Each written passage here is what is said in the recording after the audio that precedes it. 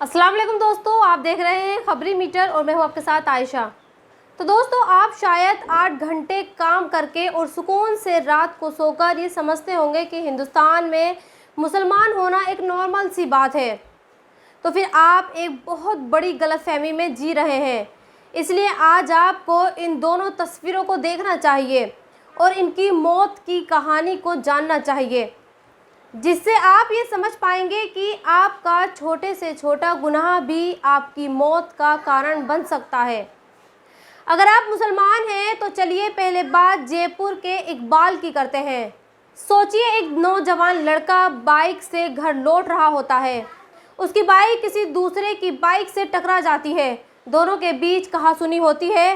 इस कहासुनी के बीच भीड़ इकट्ठा होती है और जब भीड़ को ये पता चलता है कि इकबाल मुस्लिम है तो फिर इसको इतना मारा जाता है कि अस्पताल पहुंचते पहुंचते उसकी मौत हो जाती है। अब दूसरी खबर यूपी के बुलंदशहर की है। जिस दाढ़ी वाले शख्स को आप देख रहे हैं, इसका नाम रईस था। रात को पुलिस रईस को एक चोरी के इल्ज़ाम में गिरफ्तार करती है और अगले दिन पुलिस खुद ही रईस के घर वालों को ये जानकारी देती है कि उनके बेटे की मौत हो गई। अब सवाल यहाँ यह है कि क्या हिंदुस्तान में कोई कानून नहीं है? क्या हिंदुस्तान में देश की मेजॉरिटी का खून मुस्लिम नाम सुनते ही खौल जाता है और वो बाइक के टकराने पर एक मुस्लिम नौजवान का खून कर देती है? और हाँ, यूपी के थानों में क्यों मुसलमानों की गिरफ्तारी के बाद ही उनकी मौत हो जाती है? फिलहाल इकबाल और रईस हमारे बीच नहीं हैं और इन दोनों मामलों में दो अपडेट हैं।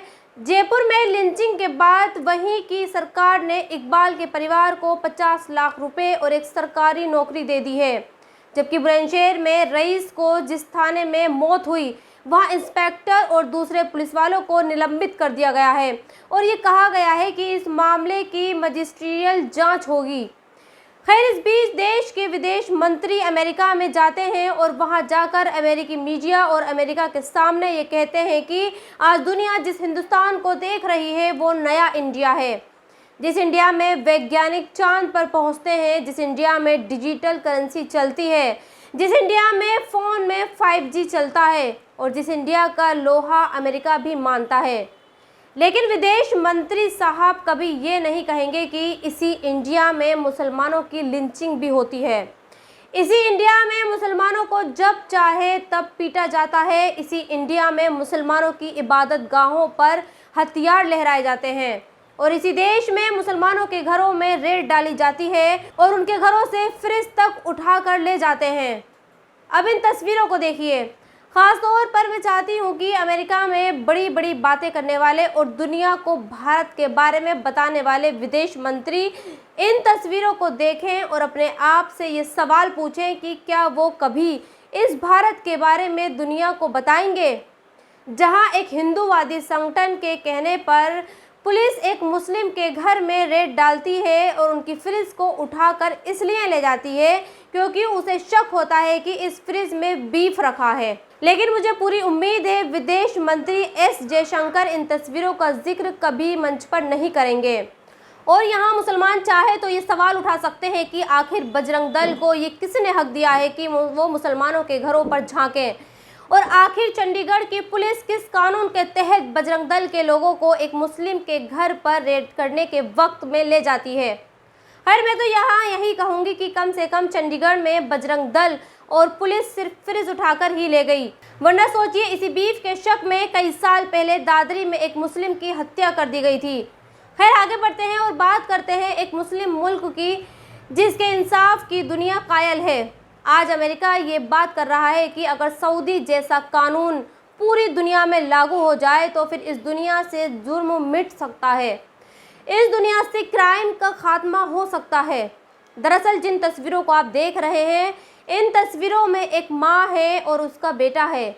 जानते हैं, माँ बेटे की ये आखिरी मुलाकात की तस्वीरें हैं क्योंकि इसके बाद इस माँ के बेटे को फांसी दी जा चुकी है। लेकिन यहाँ इन तस्वीरों को दिखाने का मकसद आपको सिर्फ ये बताना है कि सऊदी में इंसाफ कैसे होता है और किस लेवल का होता है। सऊदी में मोहम्मद बिन मुरसल नाम का एक नौजवान एक कत्ल करता है जिसके बाद अदालत उसे फांसी की सज़ा देती है। अब सऊदी में ये कानून है कि अगर कोई शख्स कत्ल करता है तो उसे फांसी की सज़ा दी जाएगी। हालांकि इस फांसी की सज़ा में एक प्रोविज़न है, एक गुंजाइश है, और वो गुंजाइश अदालत ने जिसका कत्ल हुआ है उसके घर वालों पर छोड़ रखी है।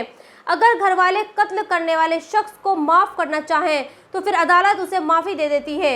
मुरसल के केस में ऐसा नहीं हुआ। मकतूल के घर वालों ने मुरसल को माफ़ नहीं किया, लिहाजा उसे फांसी दे दी गई। सोचिए, काश अपने देश में भी ऐसा ही कानून होता तो यकीनन आज मुसलमानों को सिर्फ मुसलमान होने की वजह से जो जान गंवानी पड़ती है वो नहीं गंवानी पड़ती। खैर, आज आपको राजनीति की कुछ खबरें बताती हूँ। कल मोदी और राहुल गांधी दोनों ने ही रैलियां की। एक रैली में मोदी ने ये कहा कि कांग्रेस ओबीसी से नफरत करती है, जबकि राहुल गांधी ने एक रैली में ये कहा कि अगर उनकी सरकार केंद्र में आई तो वो कास्ट बेस्ड सेंसस कराएंगे ताकि ये पता लग सके कि देश में कितने लोग ओबीसी से ताल्लुक़ रखते हैं। मैं इन दोनों ही नेताओं से ये कहना चाहती हूँ कि आखिर हिंदुस्तान में जाति की बात क्यों होती है? जब दुनिया के किसी भी मुल्क में जाति की बात नहीं होती तो फिर अपने ही देश में जाति की बात क्यों की जाती है? क्या देश के लोगों की पहचान सिर्फ एक इंडियन के तौर पर नहीं की जा सकती? क्या देश के लोगों की पहचान उनके मज़हब के आधार पर नहीं हो सकती? ये जाति क्यों आती है? और क्यों देश का मीडिया बार बार हर बार इलेक्शन के वक्त ये बताता है कि फलानी सीट पर कितने मुस्लिम हैं, कितने ओबीसी हैं, कितने एससी एसटी हैं, कितने ठाकुर हैं, कितने यादव हैं, कितने ब्राह्मण हैं और कितने जाट हैं, कितने यादव हैं, कितने नीच जाति के लोग हैं। हमारे देश की राजनीति आखिर इन सबसे ऊपर कब उठेगी? खैर, इसी सियासत से आगे आपको एक और इंडिया के दर्शन कराते हैं। कल गाजियाबाद में 4 लोगों का धर्म परिवर्तन कराया गया। ये चारों लोग मुस्लिम धर्म से ताल्लुक़ रखते थे, लेकिन अब इन्हें हिंदू बना दिया गया है और ये खुशी खुशी हिंदू बन भी गए। अब बेचारे मुसलमान ये सवाल उठा रहे हैं कि अगर इनकी जगह मुसलमान होते और वो हिंदुओं का धर्म परिवर्तन करवा रहे होते तो क्या यही होता? पहली बात, जो लोग इनका धर्म परिवर्तन करवा रहे होते उनको जेल भेज दिया जाता, उनके घरों पर बुलडोज़र चल चुका होता। लेकिन मैं ऐसा नहीं सोचती, यकीनन इनका कोई मलाल भी नहीं करती, क्योंकि मैं ये जानती हूँ कि जो मुसलमान हिंदू बन जाए उसे इस्लाम में रहने का कोई हक नहीं है। खैर दोस्तों, आगे बढ़ते हैं और बात करते हैं फैक्ट चेक करने वाले मोहम्मद जुबैर की, क्योंकि इस वक्त जुबैर और कंगना के बीच ज़बरदस्त सोशल मीडिया वाली लड़ाई चल रही है। दरअसल कंगना की नई फिल्म चंद्रमुखी 2 के बारे में मोहम्मद जुबैर एक ट्वीट करते हैं।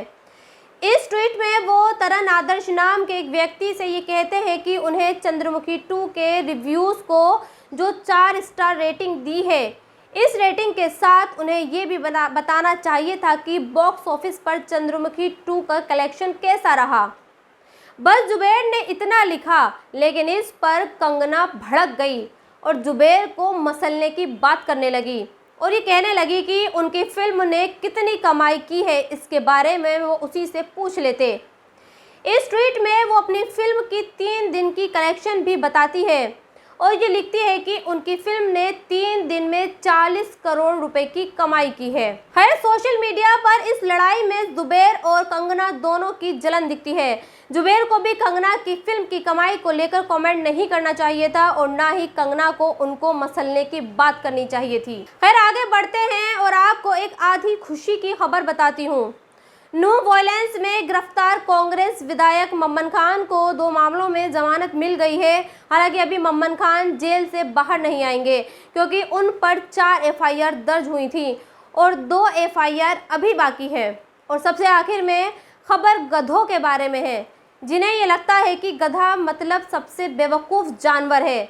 आज उन्हें ये खबर देखनी चाहिए, क्योंकि अब गधों को भी ऐसे ही पाला जा रहा है जैसे दूसरे जानवरों को पाला जाता है और गधों के दूध की डिमांड भी बढ़ रही है। एक स्टडी के मुताबिक गधों के दूध से ब्यूटी प्रोडक्ट्स बन रहे हैं, लिहाजा इनके दूध की डिमांड बढ़ गई है और शायद यही वजह है कि अब किसान तमिलनाडु में गधों को पाल रहे हैं। खैर दोस्तों, इस वीडियो में इतना ही। आप भी अपनी राय कमेंट्स बॉक्स में लिखकर मुझे ज़रूर बताएं और अब तक आपने खबरी मीटर को सब्सक्राइब नहीं किया है तो प्लीज़ सब्सक्राइब ज़रूर कर दें। शुक्रिया।